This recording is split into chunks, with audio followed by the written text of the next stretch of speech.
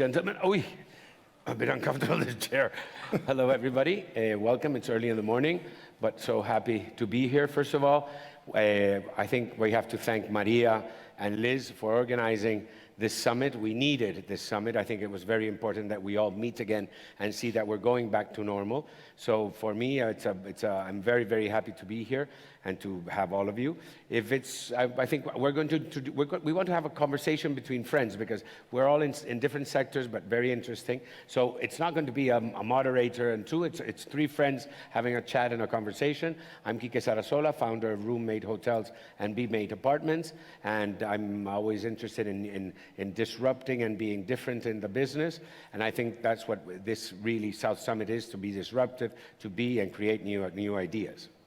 I'm Javier Rubio. I'm probably one of the early entrepreneurs in the tech space. My company, the first I founded was in the late 90s. I went through the bubble of the dot-com times. I was enjoying it. I was able to sell the company before the burst. So I was able to create, probably in today's money, the first Spanish unicorn. And since then, I've been an investor, initially with Nauta Capital, also pioneering the venture capitalism in Spain, backing companies well known in Spain as Privalia or Social Point, and among others. And then lately, I'm managing probably the largest fund of funds in Europe in the venture space, and also an active investor by myself. Hello, I'm Giorgio Tinacci. I'm the founder and CEO of Casavo. We are a technological platform in real estate. We are headquartered in Italy, but we want to cover all the European countries, or let's say the key ones. We started roughly 4 years ago. We penetrated all the metropolitan areas, I would say, in the central and northern part of Italy. And since early 2020, we opened our office in Madrid as well. So we started our operations in Spain. So really excited to be here and disrupting the real estate space together with our great companies in Spain as well. And it's very interesting because they both, he's an investor in HouseFi, which is a fantastic Spanish startup, and you are invested in Casavo, and they have many things in common, no? And they're both looking at the Spanish market in a different way. How do you see the Spanish market different to the Italian? So I would say like that we started from the root of the problem, which is the problem of selling a home, which I'm not sure whether like some of you have sold a home, but it's pretty a nightmare process, so to say, and that's the case globally, and that's the same in Italy and in Spain. But Italy and Spain are pretty similar in like most of the social cultural dynamics of selling and buying homes, but we have seen some small differences. Like, for example, we were speaking before about like, do you sell a refurbished home or not? And I said yes, we sell turnkey homes, but what is a turnkey home depends on the market, right? So for example, in Spain, we sell it with kitchen.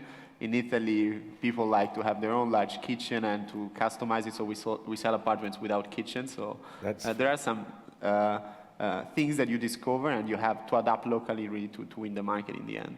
Oh, interesting. Well, it's interesting that through Casavo, or in my case as an investor of HouseFi, and also an investor at BeMate with Quique and Roommate. So, I mean, the real estate and the hospitality or the hotels represent the two largest sectors in the economy in almost any given country. So, and these two sectors have suffered a lot during the pandemic because the markets were down, but certainly there's a huge opportunity when we think ahead. So I think my sector, the tourism, has been the one that has suffered the most. I do have to say that the numbers are incredibly coming back. Last week we were like 83% compared to the year 2019, and this week we're almost at 94% compared to 2019, which is something incredible, thinking that still we cannot have American tourists come or Chinese. When they come, they are number one clients and the one people could come to Spain, I think we are going to see a huge boom in the year 2022. We are already seeing reservations, and you guys said also the selling of houses is going up incredibly, or not?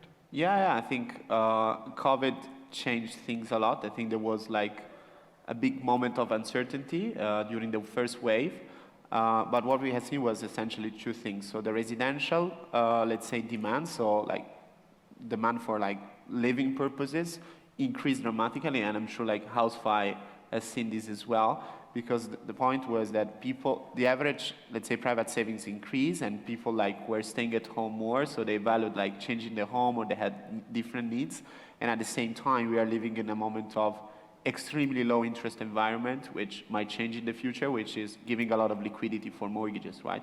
And at the same time, what's amazing, and this happened across all our asset classes, but it's great to see that also in the largest asset class, which is real estate, probably one of the largest ones, this happened as well. There was a strong acceleration in digitization of consumer patterns, right? So for example, we were inspecting properties physically before COVID, and during COVID we said, okay, how do we buy homes if we cannot like go out, or people are scared about like having foreign, let's say, strangers in their homes, and so we launched an app to essentially run the whole visit process remotely. So today we are able to send offers to buy homes essentially. Without seeing them. Without going physically. So seeing them, But collecting all no. the data, and through doing the visit from remote. I think that's incredible that you can see, buy a house or sell a house without seeing it is fantastic. How do you see the Spanish market? I think it's in the same. So now, from a digital perspective, you could do almost everything. So the notion that you have to touch, that you have to be on the ground physically, is getting obsolete for many of the circumstances. Yeah, I agree as well. I agree. I think, for example, in our situation, our apartment division has been, in the hotel division, we were down 90%. Compared to the year 2020, our revenues went down 90%, but instead in BMate, which is the apartments, we only went down 30%, which does show that the people are beginning to use apartments, not only to, of course, to live, but also to travel, because they think it's safer, they don't want to be mixed with other people. So that was the apartment rental business for us was a stable moment in the pandemic. And would you say, like, for example, have you, based on your experience, like, what's the current trend in digitization, right? So, for example, in our space in real estate, but I think this happened in automotive and other asset classes, there was a first generation of technological platform, and now there is like a next gen, right? There is a next gen of PropTech platform, there is a next gen of automotive platform. So what have you seen in terms of trends, and where do you see like this is going from a consumer standpoint, and what's the trend? Well, I have companies in fintech, in edtech, and also in retail that do most of the sale online. And what you see is basically that the young generations, the millennials and younger, then they have completely abandoned the traditional ways of doing business. So people of less than 35 years old, they barely go ever to a bank point, because they do everything from the phone, mobile banking, to the neobanks. I was the other day with one large individual, very senior, in one of the top banks in Spain, and I was telling him, you know, that from 35 and younger, they never go to your branches, never. You should be aware of what the neobanks are doing and the proposals they are launching to the market, because now they can do almost everything. And he said to me, well, you know, but they will come back to me when they need a mortgage. And I said, I guess you are wrong, because you can buy mortgages online and you don't have to go to the bank with all the paperwork. You can compare 10 mortgages online, select the one that suits you, and that's it. So not even for that, which was in his traditional mental thinking, one reason that, okay, they will come back to me one day, but it's not going to happen. So people are used to, through digital means, to do most of the things they need. And I guess that's also in what you see now, even in your business, in the hotel business, people are booking, they could see how look the room, and how the hotel looks like, what is position, what's around the hotel, before even commencing the travel. Of course, that's true. I think it's something that it is true that, for example, when I started looking at my hotels, I started because I didn't find a hotel that I really wanted to stay in, a hotel that was nice, affordable, with a lot of decoration. So I found a niche. You guys have also found a niche.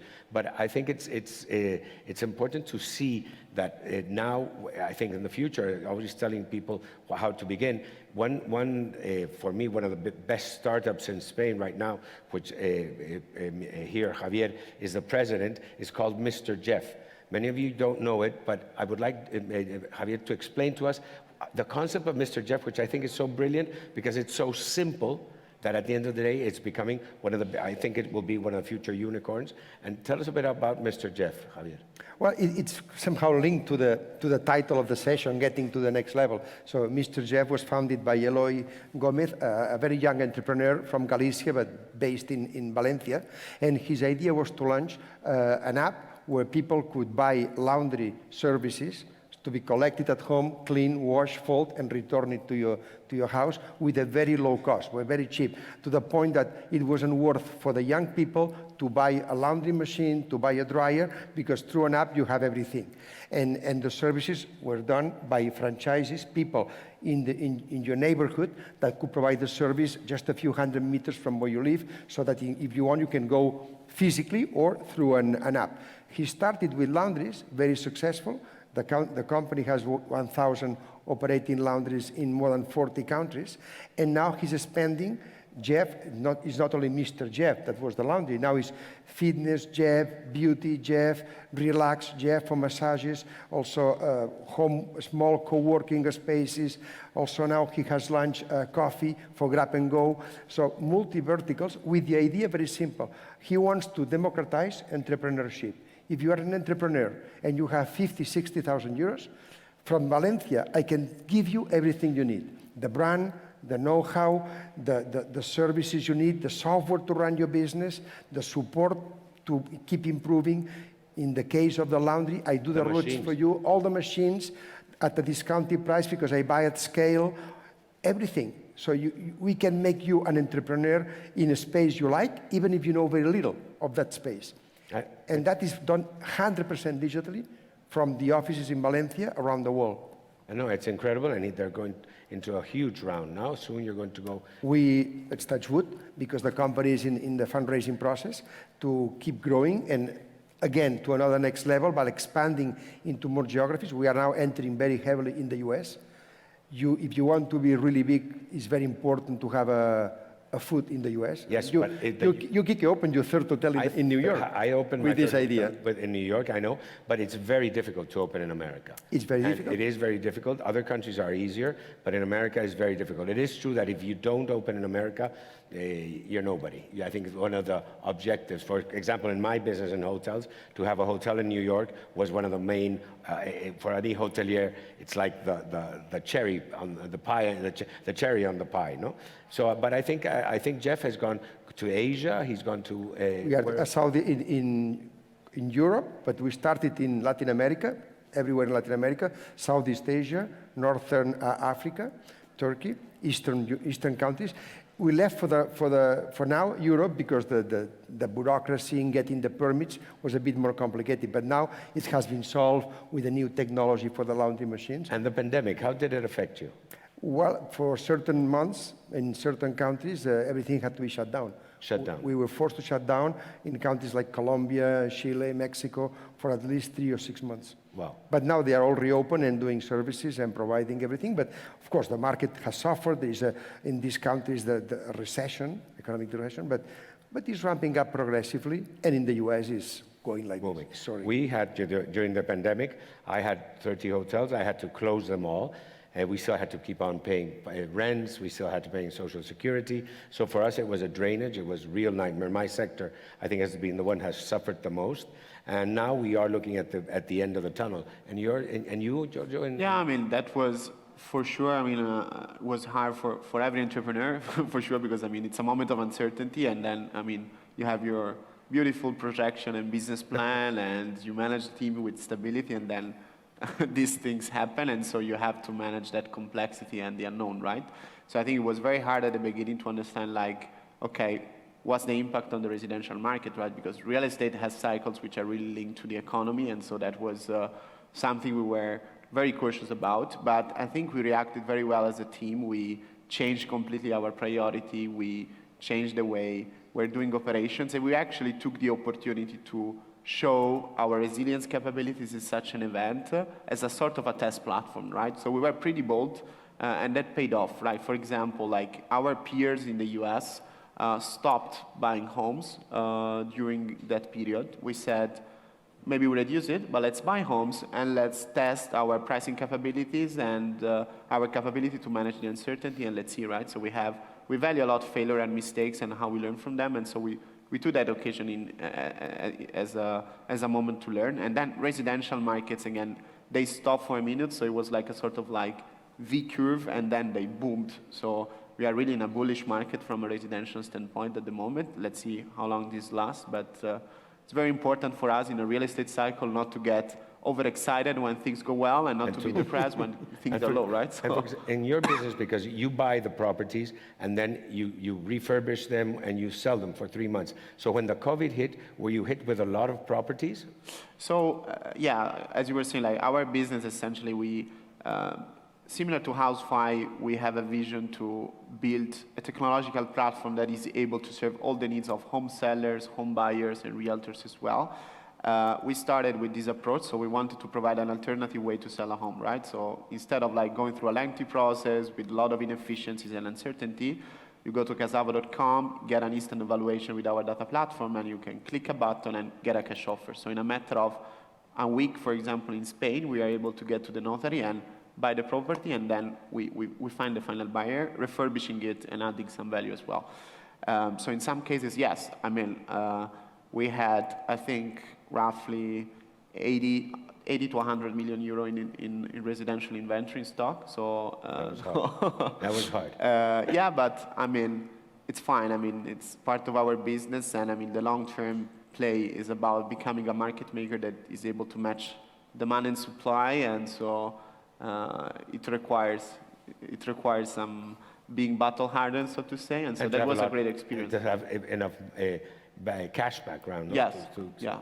Of Because course. one of your biggest investors is Goldman Sachs. Yeah, so we clearly use debt in order to buy and sell homes. So we have raised more than 350 million in available debt that we use like it's a sort of like bank overdraft, so to say, right, to buy and sell homes. Goldman Sachs is the largest one, but we have other facilities with very big institutional investors at the moment. And then we have raised roughly 80 million euro in equity from US investors like Greenox Capital, German investors, Bondsign, Spain as well. But usually never banks. No, it's very difficult. I find here when I talk to many of my friends that it's very difficult to get financing. No, it's very difficult to get from the banks or normal banks. We have to go and get into other ways of financing. It's true. I think if you have a very innovative business model like ours, debt is a paradox. It's very different from equity, right? So equity typically is pretty easy at the beginning, early stage, there is a lot of liquidity, and then it becomes hard at late stage. While debt is the other way around. It's extremely difficult at the beginning because nobody will give you credit. But once you have traction and you have a lot of like lenders and you have cash flows, then it becomes very easy and you reduce the cost very much, right? So it's a very divergent pattern. Yeah. I find that. How do you find the financing here in our country, for example? Easy. How would you, if you were somebody to begin a new startup, would you go to the banks or would you go to another? No, the banks will say, thank you for Bye-bye. coming, bye-bye. Do you want to domicile your salary here? That's it. No, I think you have to go to, the usual process, friends and family, early stage funds, then growth funds. But the good news is that there is many more money available these days, more liquidity in the market to invest in young entrepreneurs, and also many more VCs are around, not only the locals, the Spanish ones, but Americans and Europeans are now with an eye in Spain because they see the ambition of the Spanish entrepreneurs is bigger. It used to be much smaller, so in Spain you could see only copycats at the beginning that were sold very early. Now there are young companies that really want to aspire to become unicorns, to go public in the US at the NASDAQ, really to make a change and to become a company that would have an impact in the specific industry. And that is attractive. And you see that now when you see it. You see that absolutely. Has this been a trend in the last how many years? I would say that in the last 4 or 5 years, and I think one good news that the pandemic brought into the situation, and we could see that now because we are beginning to see the end of the tunnel, the light, and some more clarity, is that during the pandemic, the bright entrepreneurs took the time to reflect on their models, to change things, to improve it because they had to do it. They had the time, and the model maybe they have thought before in a market that was very bullish, without restrictions on capital. When the pandemic came, I mean, you have to reset a number of things. And many entrepreneurs have changed the model for good. I think you were mentioning to me that during the pandemic, you were able to adapt and do things in a way that probably now will be more solid and with a better projection. Yeah, no, makes sense. And so we have, I mean, following up on what we were saying before, like you see like more aggressive entrepreneur, like more ambition, and so foreign capital, like looking at great assets and teams in Spain as well. I think in Italy we are in a similar situation. I think Spain was probably even more dynamic than Italy, and there is a sort of time lag. So what are the ingredients, in your opinion, for the next level of this tech ecosystem? So would you say it's like, maybe it's a chicken and egg problem because you need the entrepreneurs, but then you need the funding and the government support. But what do you think the ecosystem need to get to the next level? I think we need to get a bit out of the concept of let me just copy what is working well in the US or in the UK and try to replicate it fast in Spain to later sell it to the one I copied. That is a model that has worked very well. I mean, I have backed companies that with this model made hundreds of millions. So it's not a bad model. But if you really want to go to the next level, you just cannot copycat. That's why I was passionate about Mr. Jeff when it was presented to me, because they were not copying any model. No. They were combining the traditional franchise model with an idea that with the digitalization, you could be from the distance and provide everything an entrepreneur needs. And that model does not exist. It's a Shopify plus plus. Shopify provides only the software to run a business. Doesn't provide the brand, the know-how, because you could use Shopify in any kind of business. At Jeff, we only help entrepreneurs in the businesses we can provide everything. So it's a scaling, but with a model which is innovative. It doesn't exist. Would you say that this, wouldn't this like hinder investment from outside? Because I mean, like, let's say you have large US investor, like, I mean, they are used to like thinking categories, right? And maybe Mr. Jeff, it's amazing, but it doesn't fit in those categories, right? That was the challenge, because when the company was fundraising at the beginning, because we could not fit in a given category, it was tough to fundraise. And the A round, which is quite large, it was backed by family offices, among myself, because we couldn't attract the attention of the traditional VCs. Now they are fighting to get into the company. But you see, that's something that I think we are, you Italians, I think, are the masters in marketing. I think, for example, in Spain, what I think to go to the next level in Spain, in many of our businesses, we need to learn from Italy, for example, because, you know, guys, you have Ferragamo, which is a shoemaker.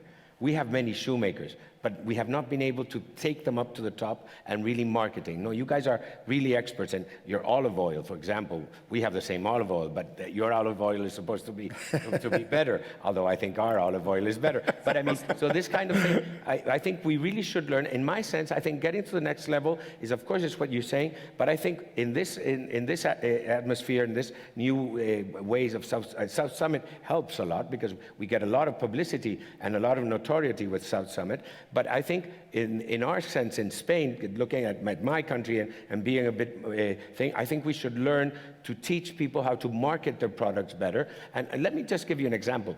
So many people do not know what Mr. Jeff is. And Mr. Jeff is a genius. I think in America, he would be the cover of Times as the next big thing. And here we do not know how to do it. Italians do know how to do it. Italians are very good in marketing. And I think there's a major, major gap in Spain, which is we have to learn how to come out, communicate, and market our product.